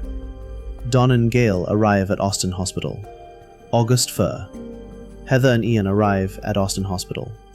Despite escalating medical treatment, Donald, Gail and Heather continue to deteriorate. Erin is assessed by a doctor at Monash, who says she appears clinically well and all her vital signs are within normal limits. She is discharged from hospital about 1 p.m. The Department of Health interviews Erin about the lunch. She says she bought dried mushrooms from an Asian grocer in Melbourne's southeast. August 2. Erin allegedly conducts a factory reset on phone B, which she had been using before February 12. She allegedly drives to Kunwara transfer station and landfill and deposits items into an e-waste bin. Monash Council begins visiting Asian-style grocery stores in Melbourne's southeast to find products matching Erin's description. August 3rd. A Victoria police investigation is launched into the July 29 lunch. Erin allegedly moves her SIM card with a number ending in 835 into phone B. August 4. Heather dies at 2:50 a.m. Gail dies at 5:55 p.m. Police travel to Kunwara transfer station and find a black Sunbeam dehydrator in an e-waste bin. August 5th. Donald dies at 11:30 p.m. A search warrant is executed at Erin's Leongatha house, where police seize phone B with SIM card number ending with 835. Erin is taken to Wonthaggi police station and interviewed. August 6. Erin allegedly remotely conducts a factory reset of phone B, which is still held by police. Erin allegedly continues to use phone A with number ending in 783. Police say they never recover this phone. August 11.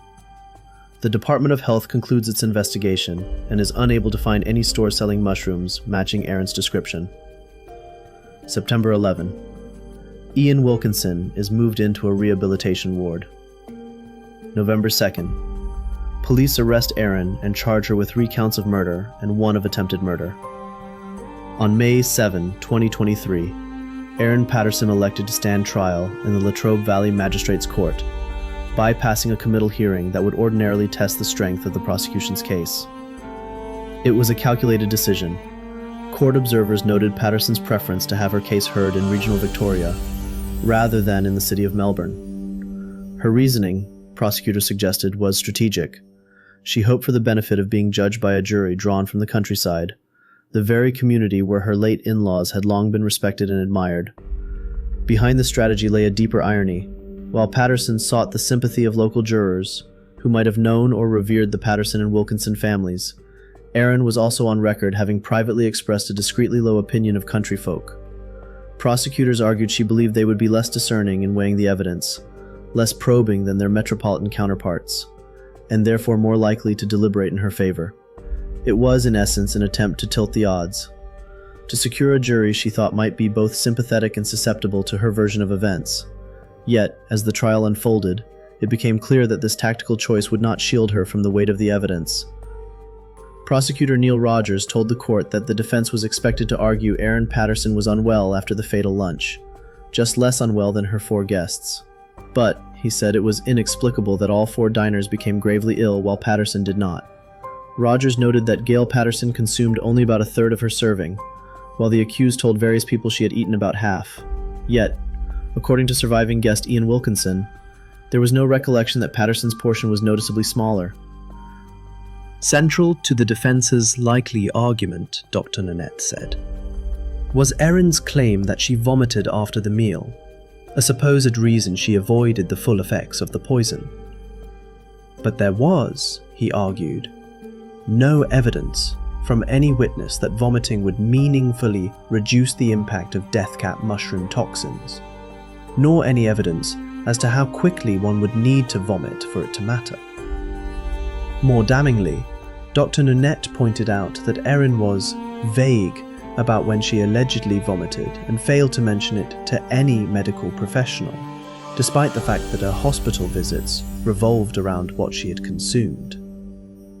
We suggest if the accused had truly vomited, that is a detail she would have shared with medical staff, Dr. Nanette told the court. The fact that she never made any mention of it should cause you to seriously doubt this claim, and we suggest reject it as a lie. Dr. Nanette also referred to expert testimony from forensic toxicologist Dr. Dimitri Gerostamoulis, who explained that when 2 people consume an equal portion of a meal containing death cap mushrooms, and one dies, The other would be expected to experience severe outcomes, often ICU admission for weeks. That, Dr. Nanette concluded, is a far cry from what we saw with the Erin Patterson. Prosecutor Neil Rogers walked the jury through the grim reality of what Erin's lunch guests endured in the hours after the fatal meal. Ian Wilkinson, for example, was hospitalized and constantly vomiting by the morning of the 31st of July 2023, a rapid and severe decline shared by the other guests. By contrast, Dr. Nanette said, Erin's own symptoms followed a very different and far milder trajectory. Medical evidence, he told the court, revealed telling discrepancies. Dr. Nanette reminded jurors that multiple medical staff testified Patterson simply did not appear as sick as her guests while she was in hospital. A fact, he said, went to the heart of the prosecution's case. The death cap mushroom, Amanita phalloides, is one of the most lethal fungi known to science, containing a potent toxin called amatoxin. Even in microscopic amounts, amatoxin attacks the liver, kidneys, and other vital organs. In the Leongatha lunch case, despite doctors administering every available treatment, including advanced supportive care and experimental therapies, the patient's conditions deteriorated rapidly. Medical staff described the decline as swift and irreversible. They went from sick to catastrophic in a short space of time, one clinician said, noting that multi-organ failure set in within hours of the first critical signs. Once amatoxin damage begins, survival becomes a race against the clock, with death often occurring within days despite the most aggressive interventions. In this instance, all 3 victims suffered complete liver failure before succumbing, underscoring the mushroom's deadly efficiency. In court, Ms. Patterson was questioned about the factory resets performed on a Samsung handset, referred to as Phone B, which police seized on August 5th. She admitted carrying out a reset on August 2nd to set it up with a new number, explaining that she did not want Simon contacting her. Erin said she reset the same phone again on August 5th because she panicked and did not want police to see photographs of mushrooms in the dehydrator. While in police custody the following day, she initiated another remote reset, telling the court she wanted to test whether officers had left the device connected to Wi-Fi. During the August 5th search of her home, police found Phone A, a Samsung device she had used before setting up Phone B, on a windowsill near a charging station. Erin said she removed its SIM card and placed it in a Nokia handset. She testified that neither Phone A nor the Nokia was seized in the search. Detective leading Senior Constable Stephen Eppingstall told the court last week that police never recovered either devices. He noted that the missing phones were likely to have contained valuable evidence for investigators in the prosecution, suggesting Erin had successfully removed them from reach. Evidence excluded from the trial revealed further unusual behavior by Erin Patterson that prosecutors argued was relevant to her state of mind. On the afternoon of the fatal 29 July 2023 lunch, Patterson was seen visiting the local tip, though it remains unknown what, if anything, she disposed of during that visit. While the jury was told she returned to the same facility days later to discard the food dehydrator used in preparing the meal, Justice Christopher Beale ruled they could not hear about her first trip that day. Another piece of evidence kept from the jury was a 2020 post on a Facebook poison help forum. In that post, Patterson claimed her cat had eaten mushrooms found under a tree and subsequently vomited, attaching photographs of fungi. Prosecutors said she had never owned a cat, suggesting the post demonstrated a long-standing interest in the toxic properties of mushrooms. Justice Beale has set the sentencing hearing for 25th August, 2025, where family members and others connected to the case will be permitted to deliver victim impact statements, giving voice to the profound losses caused by the tragedy. It was reported that, aside from Erin Patterson's own legal team, who were there in a professional capacity, only one person attended court every day to support the convicted triple killer, That person was Alison Rose Pryor, known as Allie, described as perhaps the most steadfast and loyal friend Patterson, or anyone, could hope for. Observers noted that throughout the trial, Miss Pryor's presence never wavered. Whether it was braving the bitter cold, facing the ever-growing media pack, or sitting through the presentation of damning evidence, she remained at Patterson's side. Due to a suppression order, the Herald Sun was barred from reporting the incident while Erin awaited trial. The jury was also unaware that she had been in custody since her arrest on 2nd November 2023. The testimony in Erin Patterson's case peeled back the curtain on what prosecutors described as one of Australia's most chilling, calculated acts of domestic betrayal. Across 10 weeks of evidence and 53 witnesses, the Supreme Court heard from surviving lunch guest Ian Wilkinson, medical professionals, police investigators, forensic specialists, and even Patterson's estranged husband Simon. Each account added another layer to a story of fractured family ties, suspected poisonings, and a meal prosecutors alleged was deliberately laced with deadly death cap mushrooms. Ian Wilkinson, the sole survivor of the fatal July 2023 beef Wellington lunch, recounted in painstaking detail the events of that day, from Erin's guarded hospitality, to the banter at the table, to the sudden and violent onset of illness later that night. His testimony was underscored by a pastor's calm delivery, but the weight of loss was evident as he spoke of his wife Heather's final days. Medical witnesses described the catastrophic progression of death cap poisoning, from early nausea to total organ failure, explaining that despite every possible intervention, Don and Gail Patterson and Heather Wilkinson could not be saved. Detectives took the jury through a series of discoveries and digital trails: the disappearance of a mobile phone, factory resets of another, Patterson's multiple trips to the local tip, and the disposal of a food dehydrator, the prosecution alleged, was central to the preparation of the poisonous meal.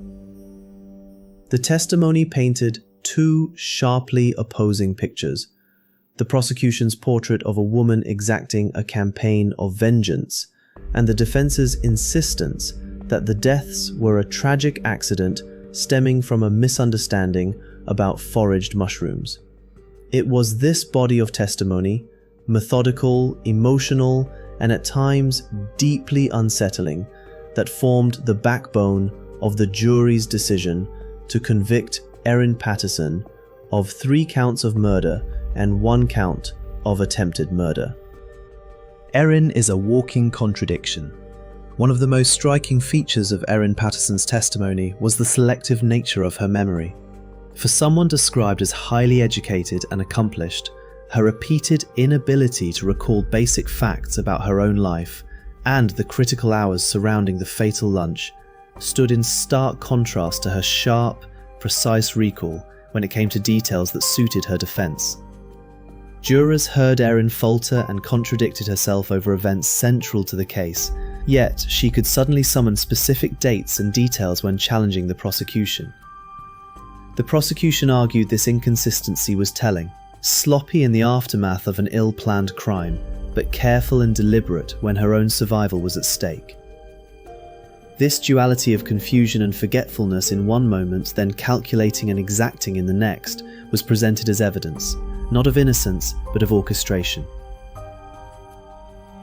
It was reported that, while awaiting the start of her high-profile trial, triple murderer Erin Patterson faced allegations of tampering with prison food that allegedly caused another inmate to fall ill.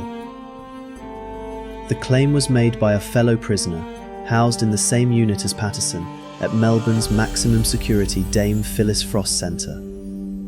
According to sources, Patterson had fallen out with several inmates in 2024, and at least one prisoner allegedly became sick after eating a meal prepared within the unit. Following the allegation, the mother of 2 was moved into a highly restrictive section of the prison known as the slot, a form of solitary confinement where inmates spend more than 22 hours a day isolated with minimal human contact. The complaint was investigated, but no known further action was taken.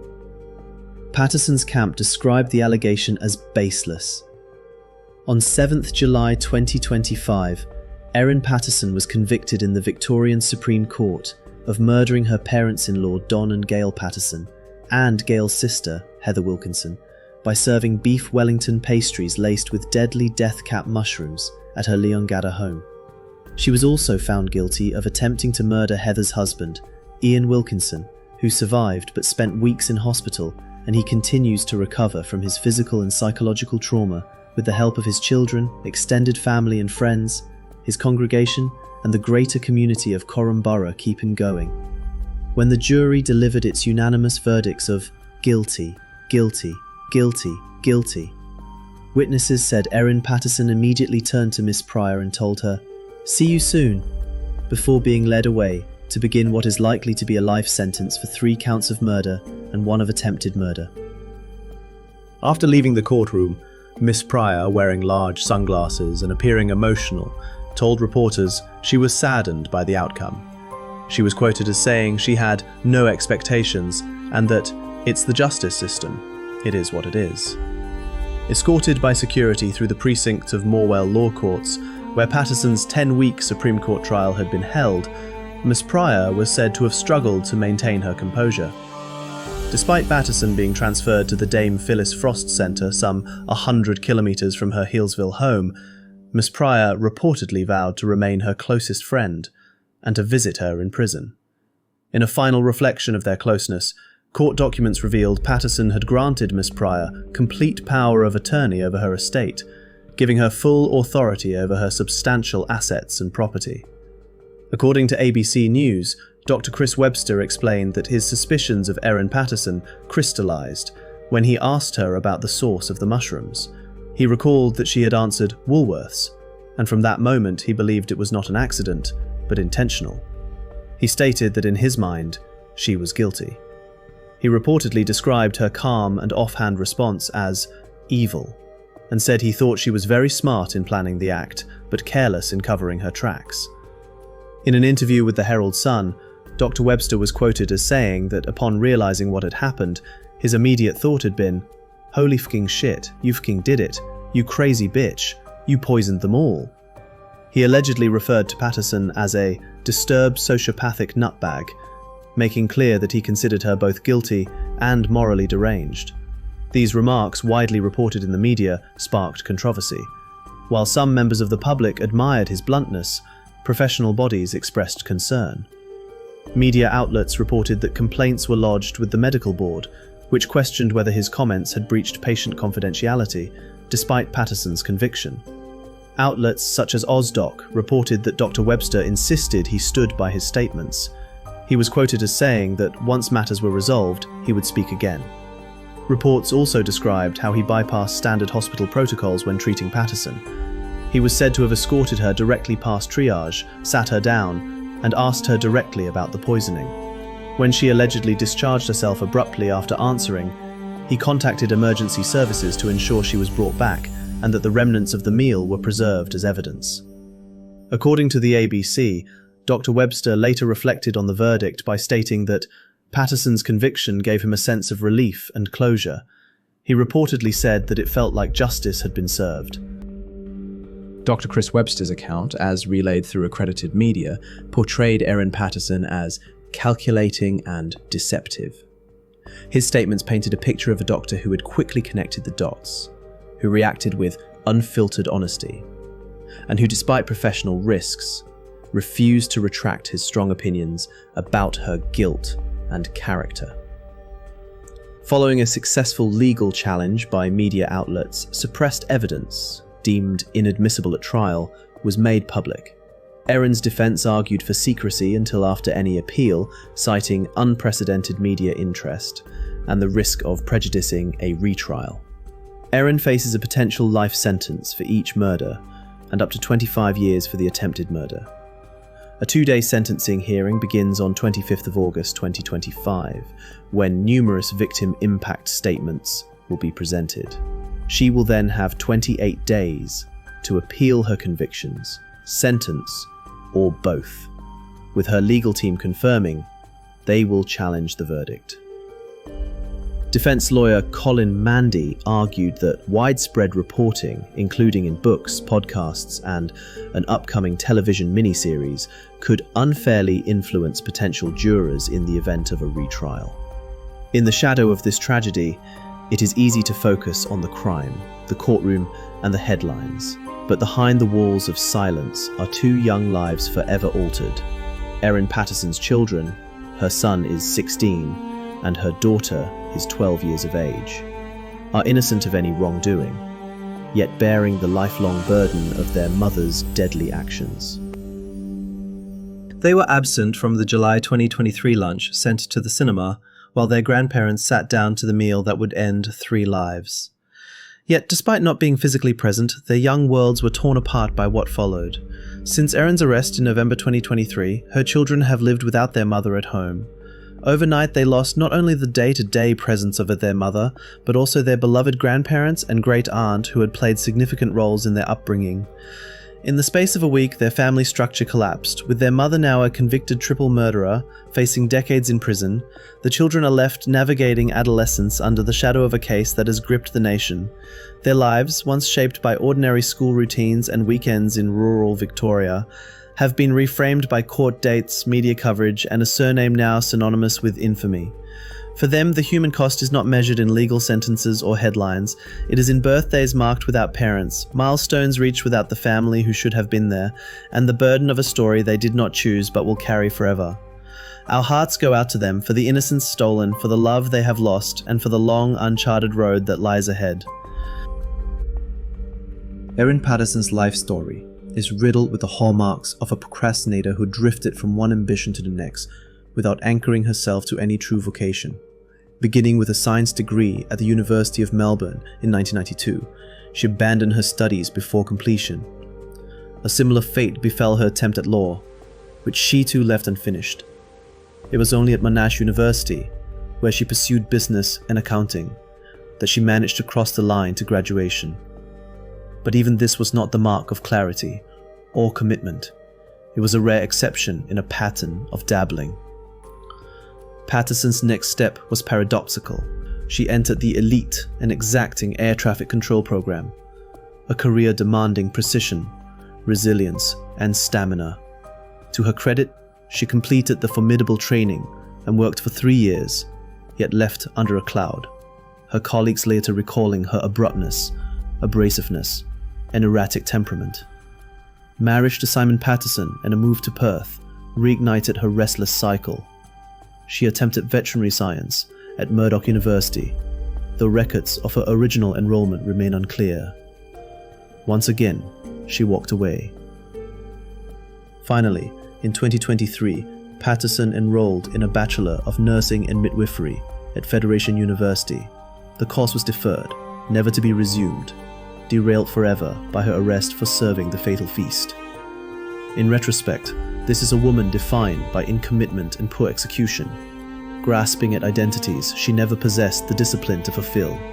It is a cruel irony that someone who mistrusted medical professionals would, in her final act of academic wandering, imagine herself as a nurse, tasked with care and compassion. The chilling question remains, what sort of nurse could Erin Patterson ever have been, when her heart was bent not on healing, but on harm? Simon Patterson's marriage to Erin was described in court as a union overshadowed by manipulation, contradiction, and enduring pain. Evidence presented to the Supreme Court painted Erin as a woman of extremes. Witnesses said she could be aggressive, vindictive, manipulative, and prone to laziness. Yet at times she displayed qualities of generosity, humor, and intelligence.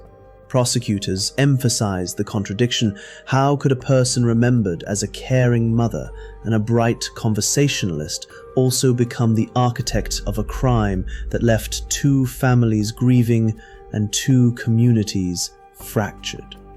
Some friends of Simon portrayed him as a victim of sustained domestic abuse, saying Erin had manipulated circumstances and even the children to preserve her control. One friend reportedly told the court that Simon was a very good person, describing him as decent, warm, and undeserving of the turmoil he endured. Others claimed Erin weaponized her wedding ring, wearing it or removing it as a means of psychological pressure even after their separation in 2015. Erin's private online comments painted Simon as a deadbeat father, but in Corumburra the perception was strikingly different.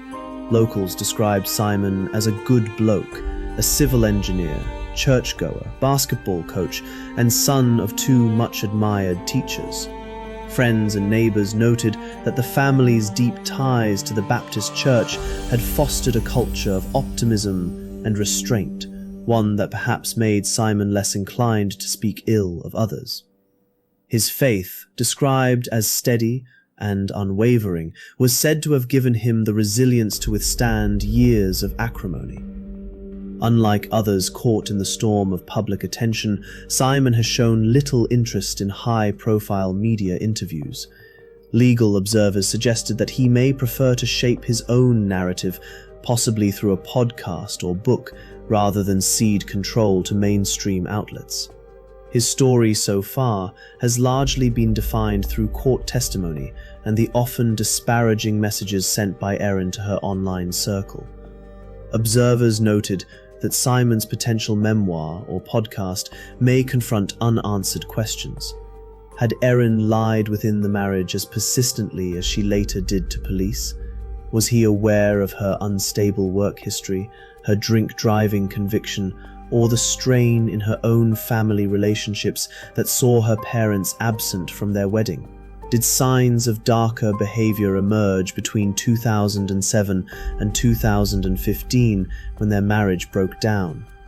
At Simon's pre-trial appearance in October 2024, the court heard that Erin's counsel questioned his decision to engage Jess O'Donnell, a strategic consultant and former Labour candidate with expertise in managing public scrutiny. Simon explained that he and his family needed professional guidance to navigate the relentless media attention.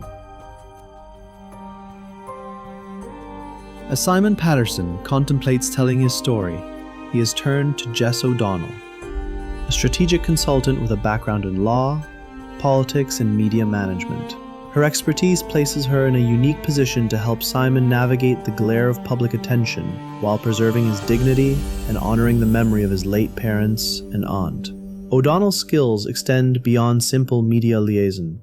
She brings a disciplined, legalistic approach to narrative management, ensuring Simon's account, whether through a podcast, a book, or other platforms, remains faithful to the facts, free of sensationalism, and resilient against misinterpretation. In a case where the family's reputation has been bruised by the actions of Erin Patterson, such careful curation of message and tone is critical. Her support also provides Simon with protection from the relentless demands of journalists and producers eager for an exclusive. Rather than handing his family's story over to mainstream media, O'Donnell can help him shape it on his own terms, amplifying his voice while controlling the context. This approach honors Dawn and Gail Patterson and Heather Wilkinson, presenting them not only as victims of a notorious crime, but also as pillars of their community, whose legacy deserves respect. Crucially, O'Donnell's role can help Simon reclaim agency. By structuring his story in a way that is thoughtful, measured, and deeply personal, she can ensure that the narrative shifts away from Erin's deceptions and back to the resilience, faith, and quiet strength of the families most affected. In doing so, her guidance provides a pathway for Simon to begin repairing a reputation scarred by betrayal, and to help the wider Corumburra community heal from a tragedy that has haunted them all since July 2023. A total of 28 victim impact statements was submitted, with 7 read aloud in court. Victim impact statements were delivered over 2 days in Victoria's Supreme Court, allowing family members and the sole survivor of the fatal mushroom poisoning lunch, to convey the profound emotional damage wrought by Erin Patterson's actions. Pastor Ian Wilkinson, the lone survivor, reportedly described himself as feeling half alive since losing his wife, Heather, and spoke of the callous and calculated nature of the crime. Despite his grief, he reportedly extended forgiveness to Patterson while acknowledging that justice must still be served. Simon Patterson, Erin's estranged husband, was said to have expressed sorrow over the devastating impact on his children, lamenting the loss of their grandparents and the family's collapse. He also reportedly criticized the media's handling of the case as deplorable. Other relatives, though not individually named in all reports, were reported to have joined in offering testimony, describing how their grief had shattered them, how roles had shifted in the family, and how lives had been irrevocably upended by the tragedy. In court, Ruth Dubois, the daughter of Heather and Ian Wilkinson, reportedly told Erin Patterson that she was appalled by how Patterson used the family's kindness against them. She said it was impossible to imagine someone planning a murder over months while living what appeared to be a normal life. Dubois said she found it especially harrowing that Erin had watched them eat lives-taking food over casual conversation. "Something I can't put into words," she said, expressing disbelief and mourning the darkness that now touched her family. She added poignantly, "As a mother, I will never understand how you could choose this for your children." Though emotional and deeply personal, the hearing was also characterized by calls for accountability and legal closure. Both prosecution and defense reportedly agreed that a life sentence was appropriate, even as the emotional weight of the statements remained front and center. There were 4 people who sat at that lunch table. 3 are gone. 1 survived and forever altered. His name is Ian Wilkinson, a beloved Baptist pastor from Korumburra. Ian is known in his community as a gentleman of faith, a husband, a father, a mentor, and a voice of calm in troubled times. But somehow, through a combination of medical intervention, divine intervention, luck, and sheer will, Ian survived. But survival came with a price. He lost his wife of 44 years. He lost his sister-in-law. He lost the life he knew. And yet, through it all, he remained largely silent, grieving privately away from the media circus. In a rare public statement released by the Korumburra Baptist Church, his family said, "The outpouring of love and support has been overwhelming. Ian's recovery is progressing slowly, and he is deeply saddened by the loss of his beloved wife Heather. We ask for privacy as we focus on healing." It was a reminder, this story isn't just about justice or mystery. It's about people, about love lost, about faith tested, about the kind of pain that doesn't make headlines but lingers forever. Today, Ian continues to recover, physically, emotionally, spiritually. And while the world speculates, he lives with the memory of that day, not as a headline, but as a human being who sat down for lunch and emerged into grief no one should ever have to endure. As prosecutors laid bare the facts and the law weighed them with clinical precision, the story closed not only as a matter of record, but also as a haunting elegy. 3 lives extinguished, 1 spared, and a community left to grapple with the fragile line between trust and betrayal. With the nation watching and the weight of justice looming, Erin Patterson now awaits her sentence, to be handed down at the Supreme Court of Victoria in Melbourne, relocated there due to renovations at the Morwell Law Courts.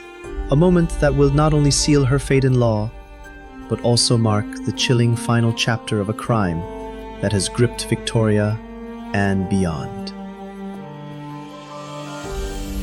If you found this story compelling and you want a more deep, evidence-led coverage of cases shaping our times, subscribe and join our tribe, the Truth Diggers, as we uncover the facts behind the headlines.